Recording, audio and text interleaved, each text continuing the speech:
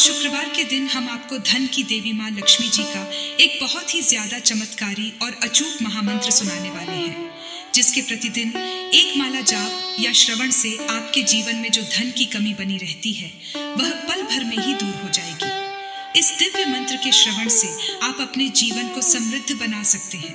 शुक्रवार का दिन माँ लक्ष्मी को समर्पित है। इस दिन माँ लक्ष्मी की विधिवत पूजा और मंत्र श्रवण से भक्तों के जीवन में धन की कमी दूर हो जाती है। इससे घर में सुख, शांति और समृद्धि का आगमन होता है। माँ लक्ष्मी को धन और समृद्धि की देवी बताया गया है। माँ लक्ष्मी को प्रसन्न करने के लिए यह मंत्र एक सिद्ध मंत्र है। तो प्रिय भक्तों, आइए माँ लक्ष्मी के इस महामंत्र को सुन लेते हैं। एक बात ध्यान में रखना कि मंत्र पूरा 108 बार या इससे ज्यादा सुनना है, मतलब कि इस वीडियो को पूरा सुनना है। सुनते सुनते आप ध्यान मग्न हो जाएंगे। आप अपनी दुकान या घर पर कहीं भी इस मंत्र को सुन सकते हैं। हम आशा करते हैं कि आपको शीघ्र ही लाभ मिलेगा। अगर आपको हमारा यह वीडियो पसंद आए तो एक लाइक जरूर करिएगा। हमारे चैनल गुप्त मंत्र को सब्सक्राइब जरूर करिएगा। कमेंट में जय मां लक्ष्मी लिखकर अपनी उपस्थिति जरूर दिखाइएगा। अब मंत्र श्रवण करें। महालक्ष्मी नमस्तुभ्यं नमस्तुभ्यं सुरेश्वरी हरिप्रिय नमस्तुभ्यं नमस्तुभ्यं दयानिधे।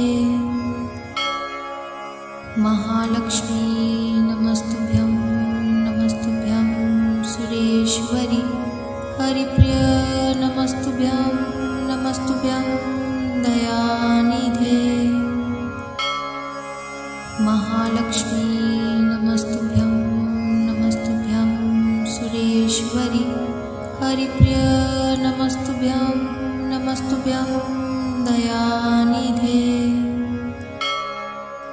महालक्ष्मी नमस्तुभ्यं नमस्तुभ्यं सुरेश्वरी हरिप्रिय नमस्तुभ्यं नमस्तुभ्यं दयानिधे। महालक्ष्मी नमस्तुभ्यं नमस्तुभ्यं सुरेश्वरी हरिप्रिय नमस्तुभ्यं नमस्तुभ्यं दयानिधे। महालक्ष्मी नमस्तुभ्यं नमस्तुभ्यं सुरेश्वरी हरिप्रिय नमस्तुभ्यं नमस्तुभ्यं दयानिधे।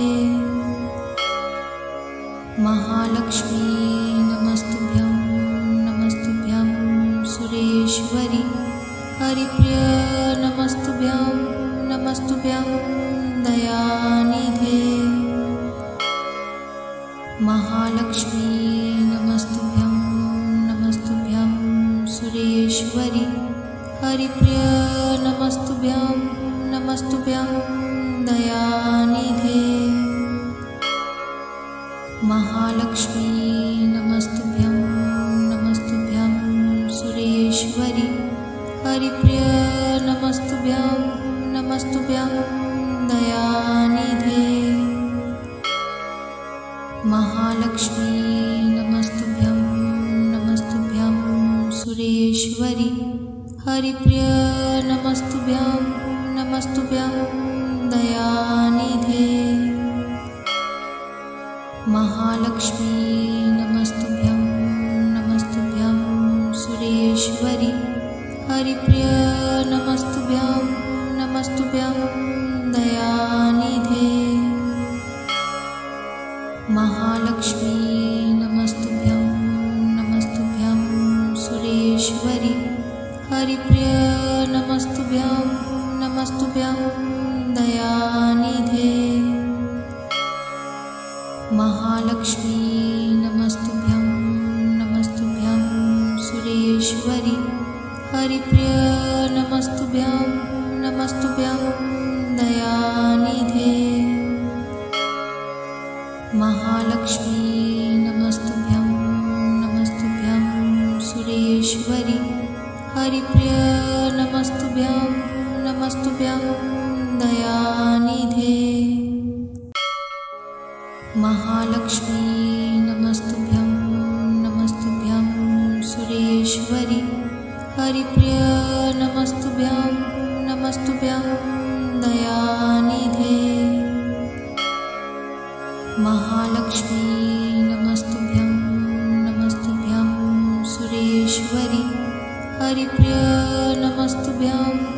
नमस्तुभ्यं दयानिधे। महालक्ष्मी नमस्तुभ्यं नमस्तुभ्यं सुरेश्वरी हरिप्रिय नमस्तुभ्यं नमस्तुभ्यं दयानिधे। महालक्ष्मी नमस्तुभ्यं नमस्तुभ्यं सुरेश्वरी हरिप्रिय नमस्तुभ्यं नमस्तुभ्यं दयानिधे। महालक्ष्मी नमस्तुभ्यं नमस्तुभ्यं सुरेश्वरी हरिप्रिय नमस्तुभ्यं नमस्तुभ्यं दयानिधे। महालक्ष्मी नमस्तुभ्यं नमस्तुभ्यं सुरेश्वरी हरिप्रिय नमस्तुभ्यं नमस्तुभ्यं दयानिधे। महालक्ष्मी नमस्तुभ्यं नमस्तुभ्यं सुरेश्वरी हरिप्रिय नमस्तुभ्यं नमस्तुभ्यं दयानिधे। महालक्ष्मी नमस्तुभ्यं नमस्तुभ्यं सुरेश्वरी हरिप्रिय नमस्तुभ्यं नमस्तुभ्यं दयानिधे।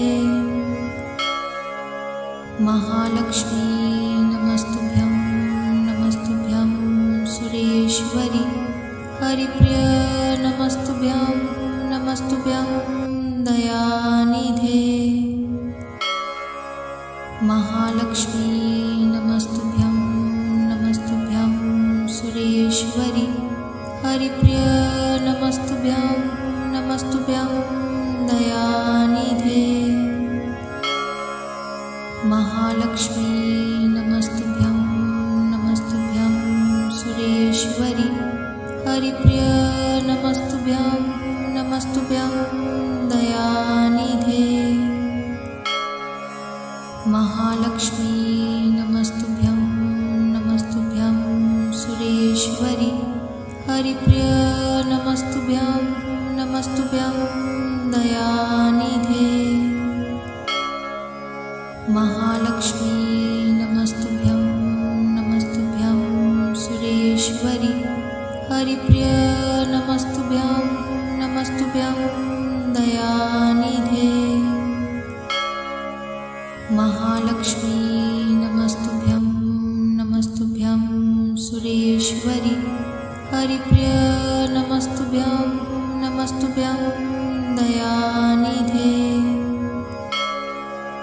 महालक्ष्मी नमस्तुभ्यं नमस्तुभ्यं सुरेश्वरी हरिप्रिय नमस्तुभ्यं नमस्तुभ्यं दयानिधे। महालक्ष्मी नमस्तुभ्यं नमस्तुभ्यं सुरेश्वरी हरिप्रिय नमस्तुभ्यं नमस्तुभ्यं दयानिधे। महालक्ष्मी नमस्तुभ्यं नमस्तुभ्यं सुरेश्वरी हरिप्रिय नमस्तुभ्यं नमस्तुभ्यं दयानिधे। महालक्ष्मी नमस्तुभ्यं नमस्तुभ्यं सुरेश्वरी हरिप्रिय नमस्तुभ्यं नमस्तुभ्यं दयानिधे। महालक्ष्मी नमस्तुभ्यं नमस्तुभ्यं सुरेश्वरी हरिप्रिय नमस्तुभ्यं नमस्तुभ्यं दयानिधे। महालक्ष्मी नमस्तुभ्यं नमस्तुभ्यं सुरेश्वरी हरिप्रिय नमस्तुभ्यं नमस्तुभ्यं दयानिधे।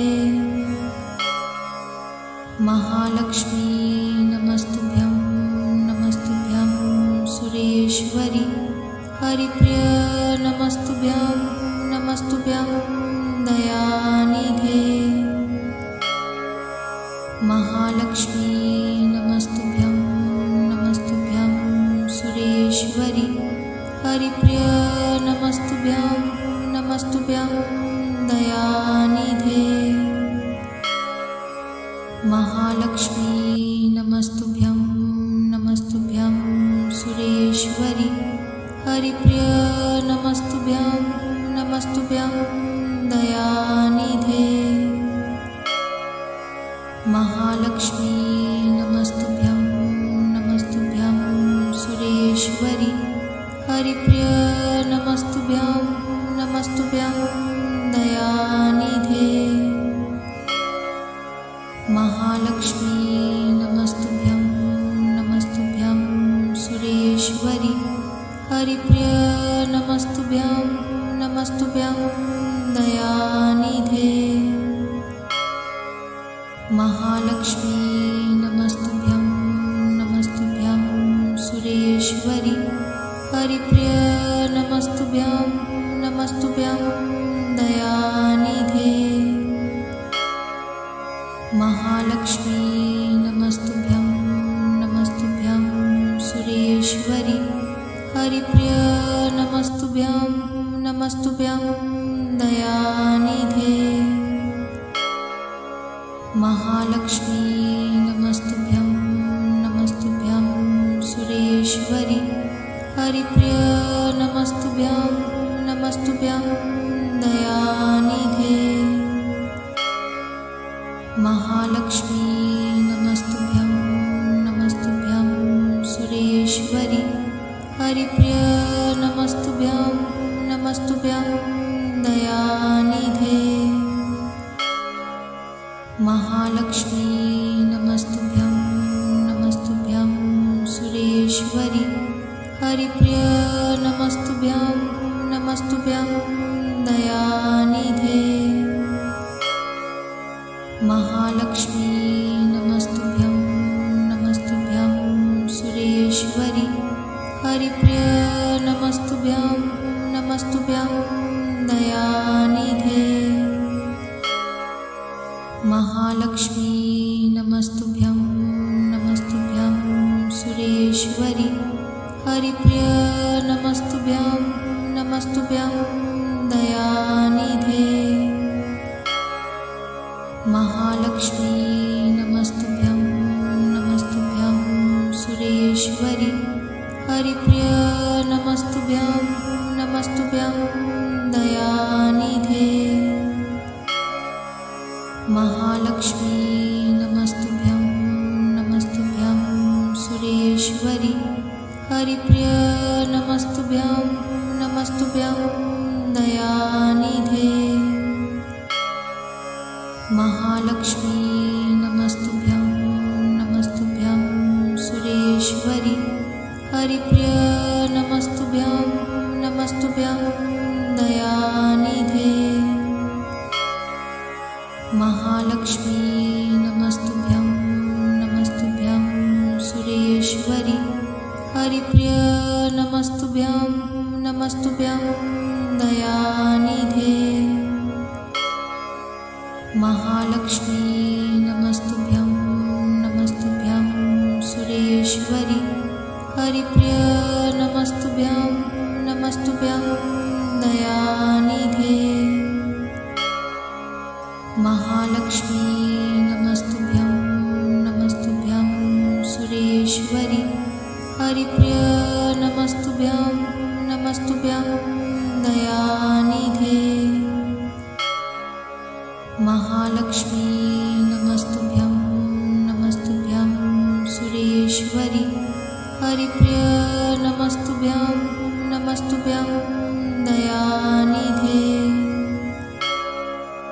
महालक्ष्मी नमस्तुभ्यं नमस्तुभ्यं सुरेश्वरी हरिप्रिय नमस्तुभ्यं नमस्तुभ्यं दयानिधे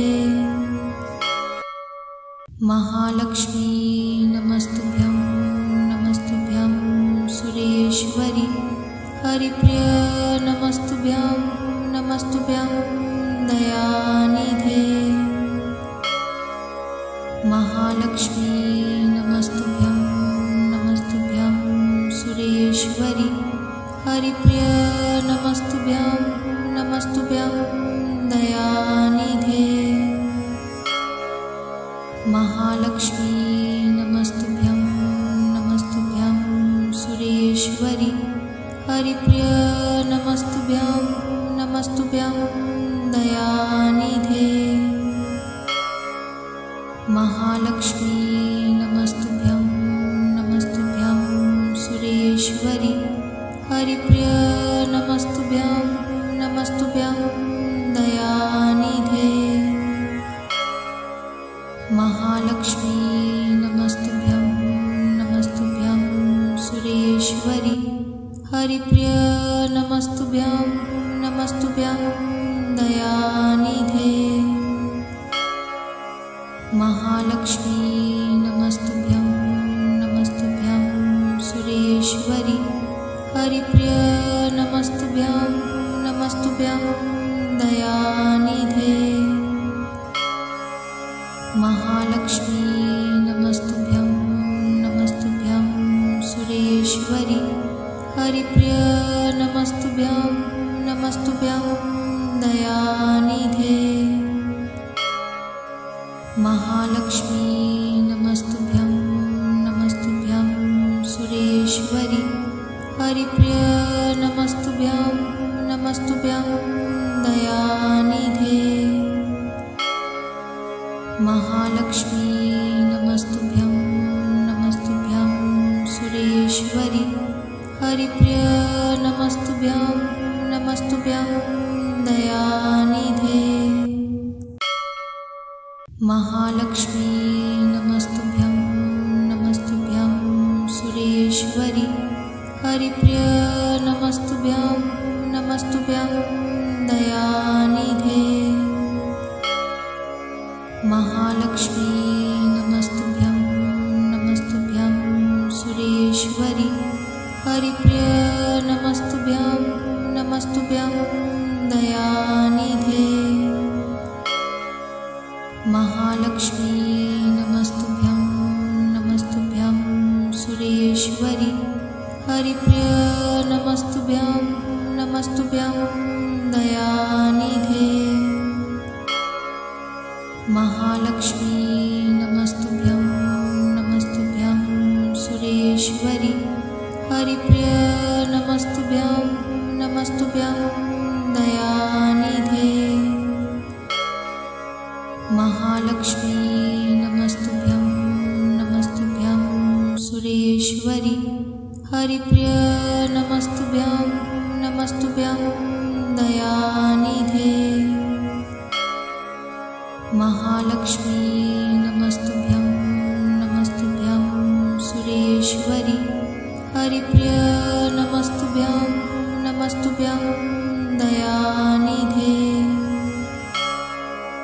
महालक्ष्मी नमस्तुभ्यं नमस्तुभ्यं सुरेश्वरी हरिप्रिय नमस्तुभ्यं नमस्तुभ्यं दयानिधे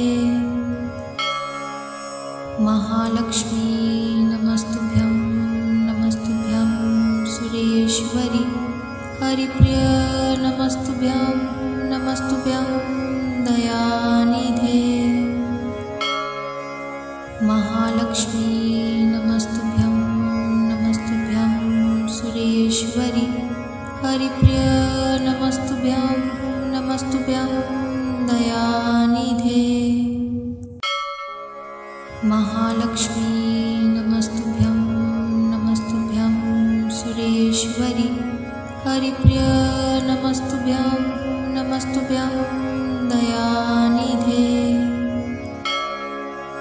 महालक्ष्मी नमस्तुभ्यं नमस्तुभ्यं सुरेश्वरी हरिप्रिय नमस्तुभ्यं नमस्तुभ्यं दयानिधे महालक्ष्मी नमस्तुभ्यं नमस्तुभ्यं सुरेश्वरी हरिप्रिय नमस्तुभ्यं नमस्तुभ्यं दयानिधे महालक्ष्मी नमस्तुभ्यं नमस्तुभ्यं सुरेश्वरी हरिप्रिय नमस्तुभ्यं नमस्तुभ्यं दयानिधे महालक्ष्मी नमस्तुभ्यं नमस्तुभ्यं सुरेश्वरी हरिप्रिय नमस्तुभ्यं नमस्तुभ्यं नमस्तुभ्यं दयानिधे। महालक्ष्मी नमस्तुभ्यं नमस्तुभ्यं सुरेश्वरी। हरिप्रिय नमस्तुभ्यं नमस्तुभ्यं दयानिधे। महालक्ष्मी नमस्तुभ्यं नमस्तुभ्यं सुरेश्वरी। हरिप्रिय नमस्तुभ्यं नमस्तुभ्यं दयानिधे। महालक्ष्मी नमस्तुभ्यं नमस्तुभ्यं सुरेश्वरी। हरिप्रिय नमस्तुभ्यं नमस्तुभ्यं दयानिधे। महालक्ष्मी नमस्तुभ्यं नमस्तुभ्यं सुरेश्वरी। हरिप्रिय नमस्तुभ्यं नमस्तुभ्यं दयानिधे।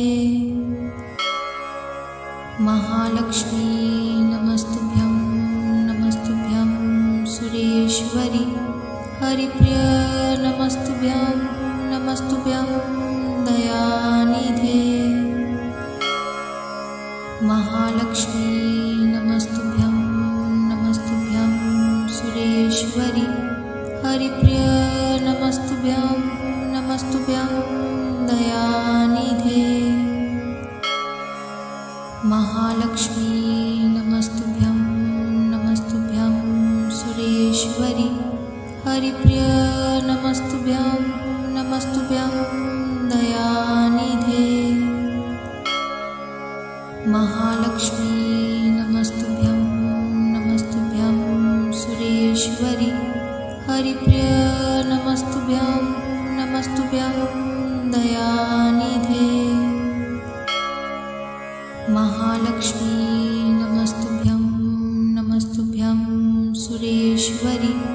हरिप्रिय नमस्तुभ्यं नमस्तुभ्यं दयानिधे।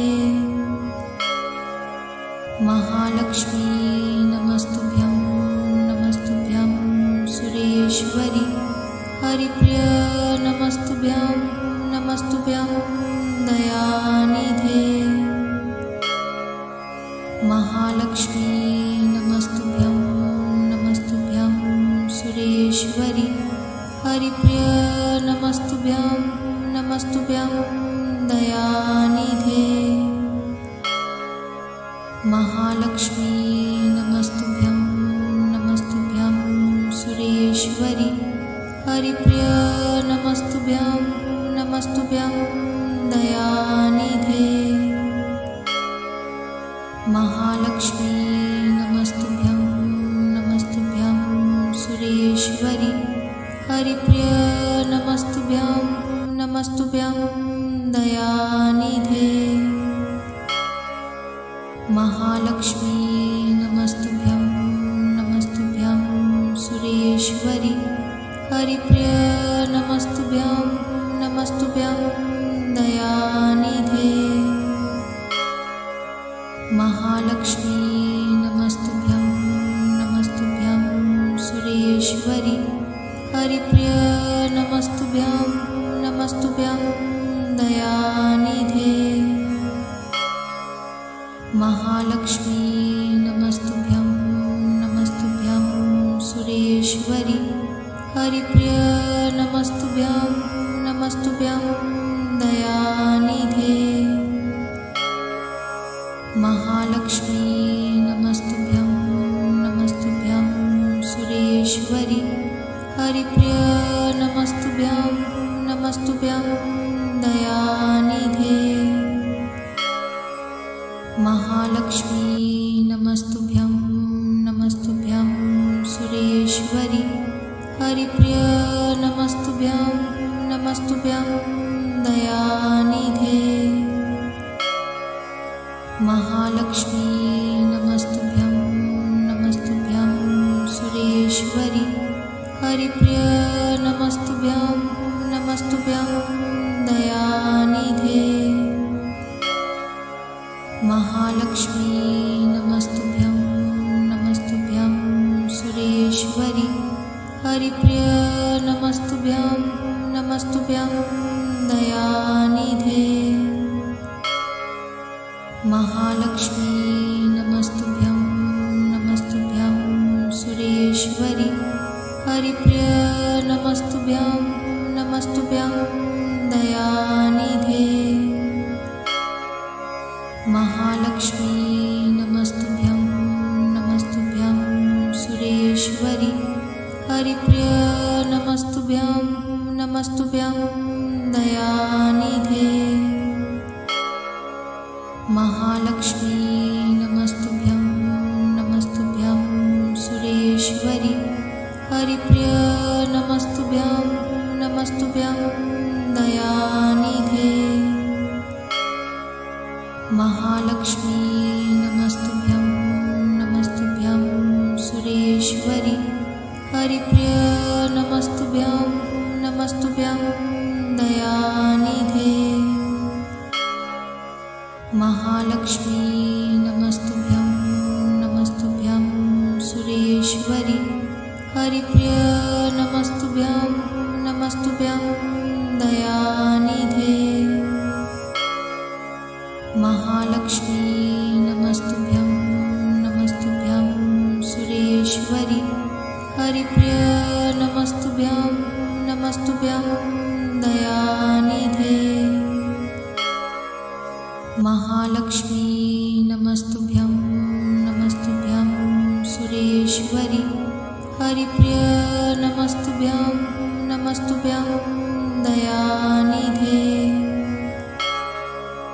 महालक्ष्मी नमस्तुभ्यं नमस्तुभ्यं सुरेश्वरी हरिप्रिय नमस्तुभ्यं नमस्तुभ्यं दयानिधे। महालक्ष्मी नमस्तुभ्यं नमस्तुभ्यं सुरेश्वरी हरिप्रिय नमस्तुभ्यं नमस्तुभ्यं दयानिधे। महालक्ष्मी नमस्तुभ्यं नमस्तुभ्यं सुरेश्वरी हरिप्रिय नमस्तुभ्यं नमस्तुभ्यं दयानिधे।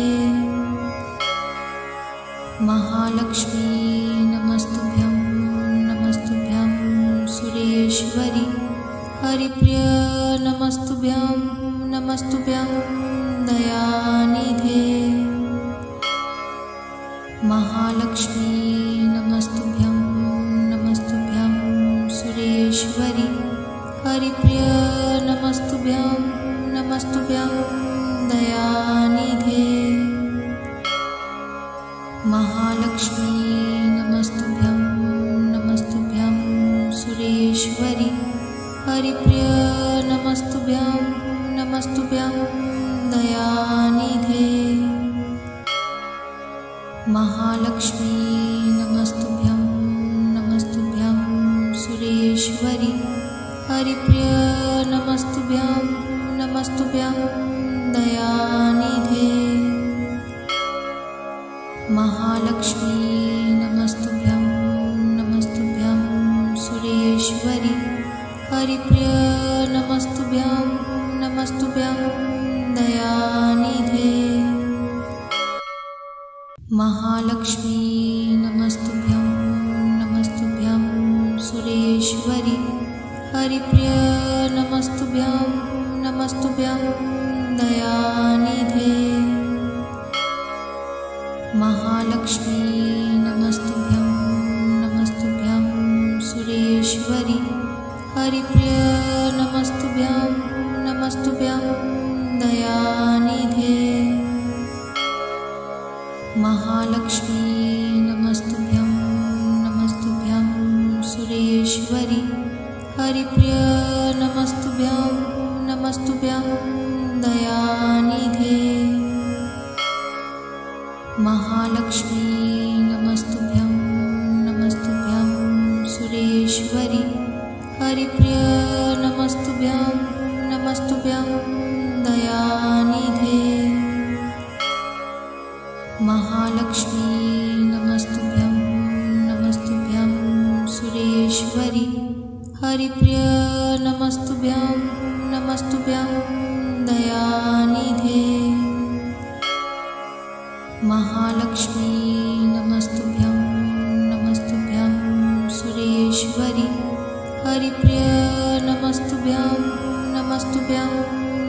दयानिधे। महालक्ष्मी नमस्तुभ्यं नमस्तुभ्यं सुरेश्वरी। हरिप्रिय नमस्तुभ्यं नमस्तुभ्यं दयानिधे।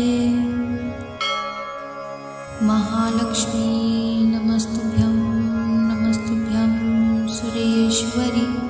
हरिप्रिय नमस्तुभ्यं नमस्तुभ्यं दयानिधे। महालक्ष्मी नमस्तुभ्यं नमस्तुभ्यं सुरेश्वरी। हरिप्रिय नमस्तुभ्यं नमस्तुभ्यं दयानिधे। महालक्ष्मी नमस्तुभ्यं नमस्तुभ्यं सुरेश्वरी। हरिप्रिय नमस्तुभ्यं नमस्तुभ्यं दयानिधे। महालक्ष्मी नमस्तुभ्यं नमस्तुभ्यं सुरेश्वरी। हरिप्रिय नमस्तुभ्यं नमस्तुभ्यं दयानिधे। महालक्ष्मी नमस्तुभ्यं नमस्तुभ्यं सुरेश्वरी। हरिप्रिय नमस्तुभ्यं नमस्तुभ्यं दयानिधे। महालक्ष्मी नमस्तुभ्यं नमस्तुभ्यं सुरेश्वरी। हरिप्रिय नमस्तुभ्यं नमस्तुभ्यं दयानिधे। महालक्ष्मी नमस्तुभ्यं नमस्तुभ्यं सुरेश्वरी। हरिप्रिय नमस्तुभ्यं नमस्तुभ्यं दयानिधे। महालक्ष्मी नमस्तुभ्यं नमस्तुभ्यं सुरेश्वरी।